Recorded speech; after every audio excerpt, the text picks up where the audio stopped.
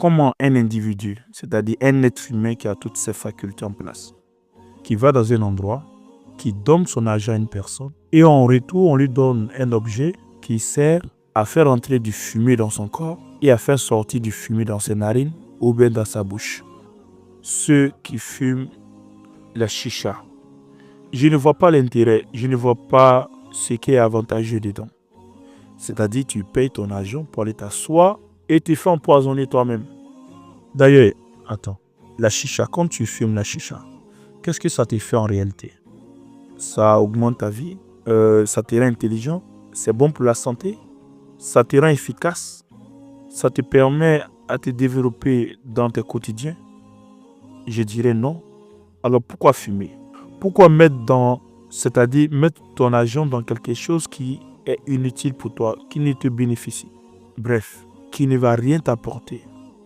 Et si tu es musulman, tu as l'habitude d'aller fumer la chicha, alors c'est encore plus pire, puisque Dieu interdit le gaspillage. Et ceux qui gaspillent sont les frères du diable. En vérité, ceux qui gaspillent sont des alliés du diable. Ainsi, aller donner ton argent et faire entrer la fumée à l'intérieur de ton corps et le faire sortir, c'est du gaspillage. Ainsi, ce n'est pas une manière d'être civilisé, d'être intellectuel, ou peut-être même d'être quelqu'un qui est dans la modernisation. Aller t'asseoir au bord de la route, prendre un objet, faire entrer la fumée à l'intérieur de toi et le faire sortir.